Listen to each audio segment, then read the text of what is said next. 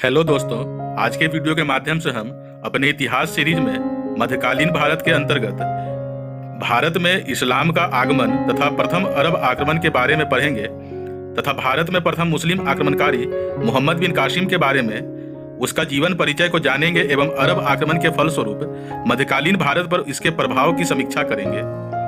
तो दोस्तों, वीडियो के आखिर तक बने रहें। हम आज के अपने टॉपिक पर आते हैं।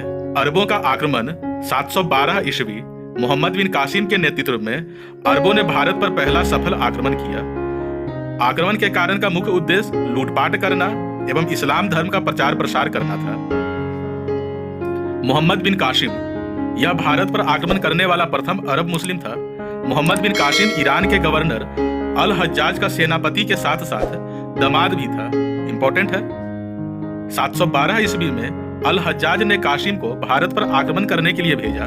मोहम्मद बिन कासिम इस्लाम के आरंभिक काल में उमैयद खिलाफत का एक अरब सिपहसालार था। उसे 17 साल की उम्र में ही भारतीय उपमहाद्वीप पर हमला करने के लिए भेज दिया गया। कासिम का जन्म सऊदी अरब में स्थित ताइफ शहर में हुआ था। वह अल सफीक कबीले का एक सदस्य था। इसके पिता का नाम कासिम बिन यूसुफ था, जिसके देहांत के बाद उनके ताऊ हज्जाज बिन यूसुफ ने उसे पाला। उसने हज्जाज की बेटी जुवैदाह से शादी कर ली और फिर उसे सिंध पर मकरान तट के रास्ते से आक्रमण करने के लिए रवाना किया गया। कासिम के अभियान को हज्जाज कूफा नामक शहर में बैठकर नियंत्रित कर रहा था।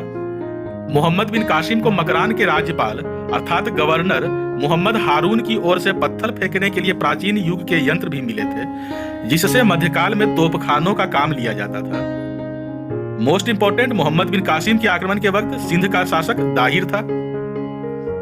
रावर का युद्ध 20 जून 712 ईस्वी को यह युद्ध मोहम्मद बिन कासिम व सिंध के राजा दाहिर के साथ हुआ तथा इस युद्ध में दाहिर हार गया। 713 ईस्वी में मुल्तान को जीतकर कासिम ने बहुत सारा धन प्राप्त किया तथा इसका नाम स्वर्ण नगर रख दिया गया। इंपॉर्टेंट है।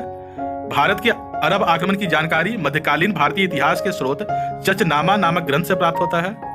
यह ग्रंथ अरबी भाषा में लिखा गया ग्रंथ है। Very important. चचनामा ग्रंथ के अनुसार 715 ईस्वी में बगदाद के खलीफा सुलेमान के आदेश पर मोहम्मद बिन कासिम की हत्या करवा दी गई। इंपॉर्टेंट है। अरब आक्रमण का राजनीतिक प्रभाव देख लेते हैं। अरबों के माध्यम से भारत में सिंध के रास्ते इस्लाम का प्रवेश हुआ। राजनीतिक दृष्टि से अरब आक्रमण का विशेष प्रभाव नहीं पड़ा, क्योंकि अरब लोग भारत में सिंध से आगे नहीं बढ़ पाए थे। अरबों के आक्रमण से भारत का कोई महत्वपूर्ण भाग मुसलमानों के हाथों में नहीं गया। अरबों ने भारत की राजनीतिक और सैनिक शक्ति को नहीं तोड़ा, क्योंकि भारत के किसी भी शक्तिशाली राज्य से उनका युद्ध नहीं हुआ तथा सिंध के विजय ने मुसलमानों के लिए भारत विजय का मार्ग नहीं खोला। अरबों ने पहली बार भारत में इस्लामी राज्य की स्थापना की। एक बड़ी संख्या में भारत में हिंदुओं को जबरदस्ती मुसलमान बनाया और अरब तथा इस्लामी संसार से भारत का निकट का परिचय करवाया गया। इसमें कोई संदेह नहीं है। परंतु अरब आक्रमण का प्रभाव यहीं तक सीमित रहा। इस कारण इसका कोई गंभीर राजनीतिक प्रभाव भारत पर नहीं पड़ा। आगे देख लेते हैं अरब आक्रमण का धार्मिक प्रभाव। मोहम्मद बिन कासिम के सिंध विजय के दौरान अरबों ने धर्मांधता का परिचय दिया और बलपूर्वक धर्म परिवर्तन कराया था। इंपॉर्टेंट है। सिंध विजय के पश्चात अरबों ने भली भांति समझ में आ चुका था कि स्थानीय सहयोग के बिना थोड़े से अरबों की बदौलत सिंध में शासन नहीं किया जा सकता। अतः सिंध विजय के पश्चात अरबों ने धर्मनिरपेक्षता की नीति अपनाई। इंपॉर्टेंट है। मिस्र और सीरिया में इस्लाम के प्रचार के बाद दमिश्क के खलीफा वालिद ने अरबों को अपने भारतीय मिशन के साथ आगे बढ़ने की अनुमति दी। इसके अलावा इस्लाम के अनुयायी भारत के हिंदुओं की मूर्ति पूजा प्रथा के खिलाफ हो चुके थे। आगे है अरब आक्रमण का न्यायिक प्रभाव। न्यायिक कार्यों हेतु काजी नियुक्त किए गए थे। काजी लोग ब्राह्मणों के सहयोग से न्यायिक कार्यों का संपादन करते थे। इंपॉर्टेंट है। मोहम्मद बिन कासिम ने सर्वप्रथम भारत के सिंध में जजिया कर लागू किया। मोस्ट इंपॉर्टेंट, ब्राह्मणों को जजिया कर से मुक्त रखा गया था। याद रखेंगे। आगे है अरब आक्रमण का आर्थिक प्रभाव।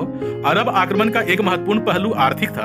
प्रारंभ में भारतीय शक्तियों जैसे गुर्जर प्रतिहार शासकों तथा राजपूत शासकों ने अरब से संघर्ष किया था, लेकिन शीघ्र ही आर्थिक महत्व को देखते हुए भारतीयों ने अरबों से अच्छे संबंध स्थापित कर लिए थे। अरबों से अच्छे संबंध के बदौलत ही भारत का पश्चिमी व्यापार अरब सागर होकर लंबे समय तक जारी रहा। आगे देख लेते हैं अरब आक्रमण का सांस्कृतिक प्रभाव। अरब आक्रमण का सबसे महत्वपूर्ण सांस्कृतिक पहलू ही था। इंपॉर्टेंट है। अरबों ने भारत से गणित, दर्शन, ज्योतिष सहित ज्ञान विज्ञान से संबंधित महत्वपूर्ण जानकारियां प्राप्त की है। दशमलव पद्धति एवं अंक गणित की जानकारी अरबों ने भारत से ही प्राप्त किया था। मोस्ट इंपॉर्टेंट, अरबों ने बगदाद में बैतूल में ज्ञानगृह नामक संस्था स्थापित की थी, जहां भारतीय ज्ञान विज्ञान से संबंधित ग्रंथों को एकत्रित किया जाता था और उसका अरबी में अनुवाद का कार्य होता था। अरब लोग भारतीय गणितज्ञ ब्रह्मगुप्त के ग्रंथ ब्रह्म सिद्धांत एवं खंड काव्य को अपने साथ लेकर गए थे। इंपॉर्टेंट है। आगे देख लेते हैं अरब आक्रमण से संबंधित कुछ तथ्य। भारत में जजिया कर सर्वप्रथम मोहम्मद बिन कासिम ने ही लगाया था। सर्वप्रथम मोहम्मद बिन कासिम ने सिंध के क्षेत्र में जजिया कर वसूला। इस कर से बच्चे, अपाहिज, साधु संत, ब्राह्मण एवं महिलाएं को मुक्त रखा गया। इंपॉर्टेंट है। मोहम्मद बिन कासिम ने सिंध के क्षेत्र में दिनार नामक स्वर्ण मुद्राओं का भी प्रचलन करवाया। इंपॉर्टेंट है। अरब के लोग भारत को हिंदुस्तान कहते थे और भारत से ही उन्होंने अंक पद्धति, दशमलव पद्धति सीखी। अतः इस पद्धति को उन्होंने हिंदजा नाम दिया और यूनानियों ने अरब के लोगों से अंक पद्धति एवं दशमलव पद्धति को सीखा व इसे अरेबियन अथवा अरेबिक न्यूमेरल्स नाम दिया। इंपॉर्टेंट है। मोहम्मद बिन कासिम ने विष्णु शर्मा द्वारा लिखित पंचतंत्र को अरबी में अनुवाद करवाया। पंचतंत्र का अरबी अनुवाद को कलीला दमना कहते हैं। इंपॉर्टेंट है। खगोल शास्त्र पर आधारित पुस्तक किताबुल जिज की रचना अल फजारी ने की है। इंपॉर्टेंट। ब्रह्मगुप्त द्वारा लिखित ब्रह्म सिद्धांत एवं खंड खाद्य का अरबी में अनुवाद भारतीय विद्वानों की सहायता से अल फजारी ने किया था। ब्रह्म सिद्धांत का अरबी नाम इल्म उल साहिब रखा गया। किताब फुतुल अल बलदान का लेखक बिलादुरी है। इंपॉर्टेंट है।